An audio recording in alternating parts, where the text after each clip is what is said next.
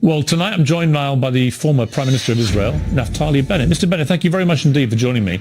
I want to start by playing you a clip of Benjamin Netanyahu, obviously your successor as Prime Minister. This is what he said about what he sees as the mission involving Hamas.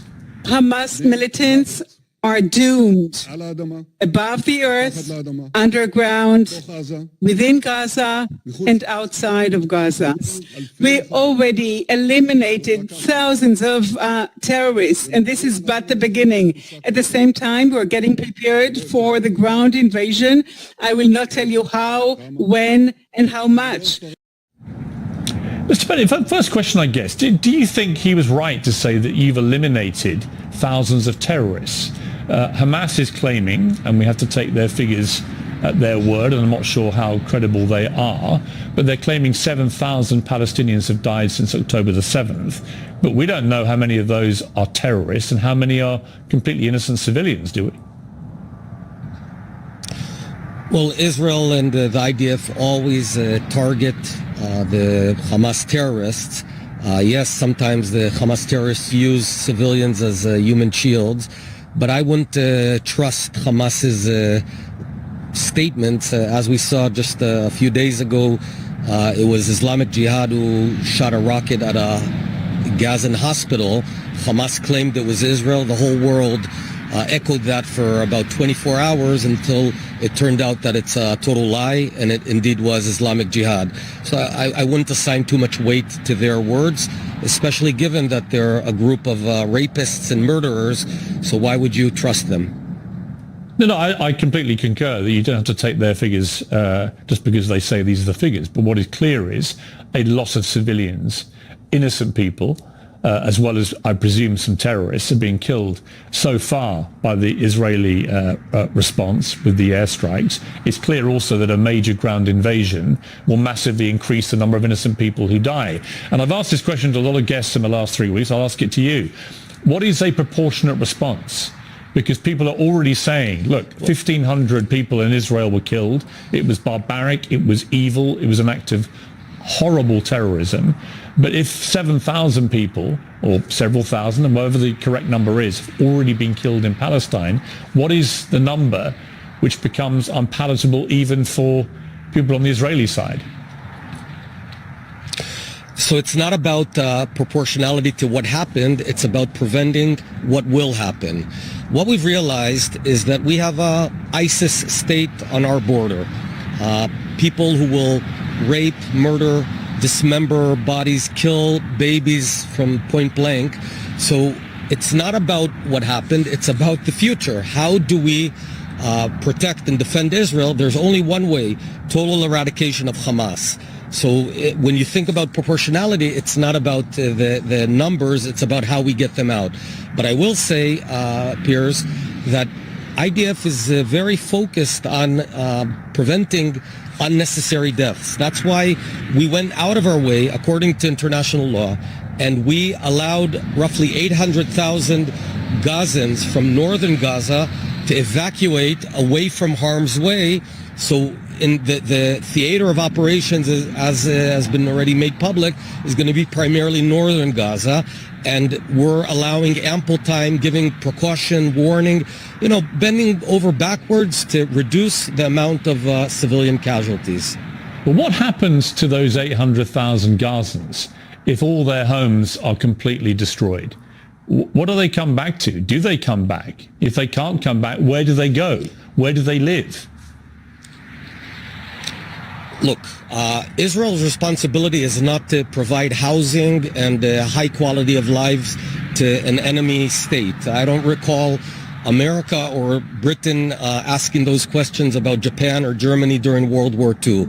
Our goal is to minimize civilian casualties, but our main goal is to eradicate ISIS Hamas. That's the main goal. Now, in the southern part, which is sort of the safe haven area, or we've created safe haven corridors, we are allowing anyone to provide water, food, and medicine in safe haven corridors. So we're about protecting lives. The fact that thousands of Gazan and Hamas citizens and terrorists went in and raped and killed Israelis, yes, it has meaningful consequences that they brought about themselves. I also want to point out that contrary to what people think, there were also many Gazan civilians that entered Israel, and just horrible things. For example, we have evidence in videos of Gazan civilians coming out and saying, that girl, we don't want to murder, keep her for rape. I want to rape her, that one we murder, that one we take hostage. So it's, you know, the notion that Hamas is totally divorced from the massive public support of Gazans is untrue. Having said that, we still are going out of our way to allow the citizens away from harm's way. Queen Rania of Jordan was very vocal this week, gave a very impassioned interview in which she accused Israel of being an apartheid regime, said that there's always a distinction in the West between Israel's right to self-defense against any right of Palestinians to self-defense, which is always categorized as terrorism. She said that whilst what happened October the 7th was savagely barbaric, why is that terminology never used about what Israel does to Palestinians? What was your reaction to Queen Rania and that interview? Well, she totally lied and said simply wrong and reprehensible things. Let's unpack this. She talks about apartheid. Let's talk about apartheid. There's about 1.5 million Israeli Arabs. They vote in the elections. They have one ballot like I do. There's over a dozen Arab members of Knesset.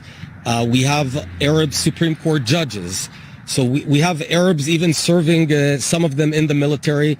They enjoy full equal rights in Israel. So saying that Israel is an apartheid state simply has nothing to do with the facts. If she wants to bring some facts to substantiate her lies, I challenge her. Bring me facts that show that Israel is apartheid.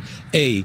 B. Regarding the barbarism and savagery of Hamas, Israel never, in our 75-year history, did anything near what they did. I want to explain. I today spoke to a family, the Zak family. The parents and the younger brother were murdered. They were waiting in the shelter, and the sister, Hadar, was not there. She told me that the dad was holding the shelter handle so the terrorists can't come in. What the terrorists did, they burnt the whole house and suffocated the mom, the dad, and young brother Sagi. His only comfort was they found Sagi and his mom hugged on the bed in the shelter as they were suffocating.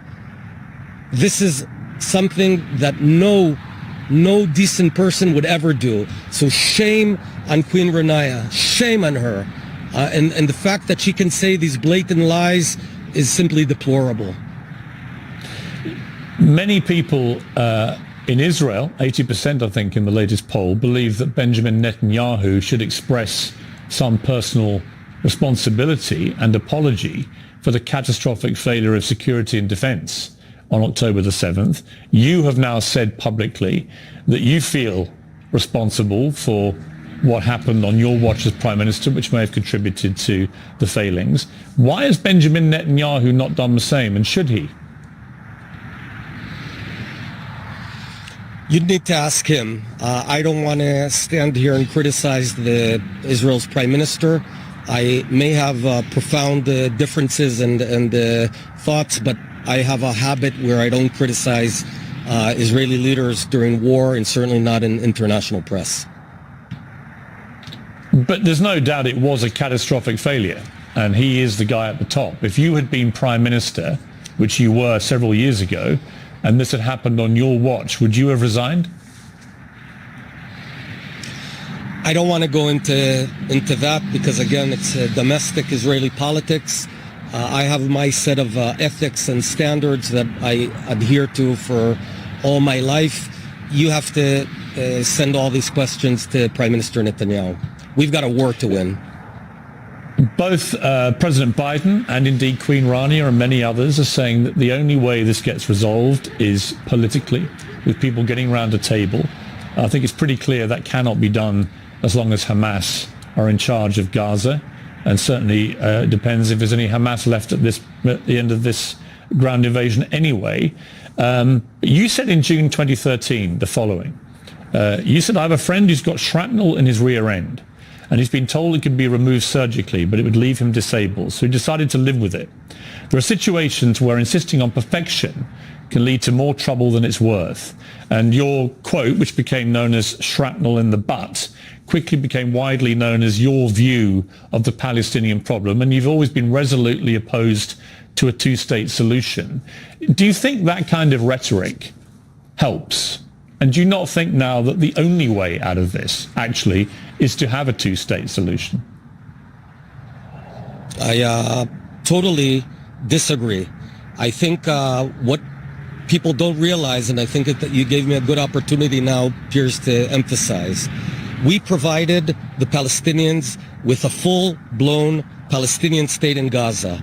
In 2005, since I think most of your viewers do not know this, Israel pulled out of Gaza, pulled out all its soldiers, pulled out all the Israelis living there, 8,000 Israelis, handed the keys to the Palestinian Authority. There was no siege, no blockade, nothing. And they had the opportunity to turn their state into Singapore. And from the very first moment, Piers, they began shooting rockets, firing rockets at our towns. Since then, we've had tens of thousands of rockets from the very Gaza that we evacuated. So they had the full opportunity and they blew it. We did the same thing in Judea and Samaria, aka the West Bank.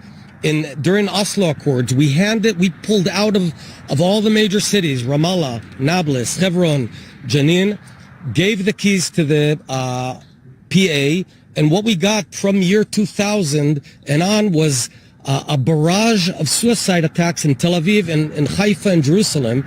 So what I've learned, I'm a very simple guy. I look at the facts. And by the way, all Israelis, the overwhelming majority of Israelis agree. Every time we hand land over to them, give them the responsibility and the keys, they turn it into a terror base against us. So how stupid can we be to try this failed approach for the fourth and fifth time? We need a different approach. And I don't want to govern the Palestinians. I have no desire. Most Israelis do not desire to govern them. So make no mistake. But certainly we cannot allow them to have any arms, any army, any terror organization. And the first and foremost thing that prevents peace is having Hamas. So there's no way to even imagine peace as long as Hamas exists on this territory. Naftali Bennett, thank you very much indeed for your time. I appreciate it. Thank you very much.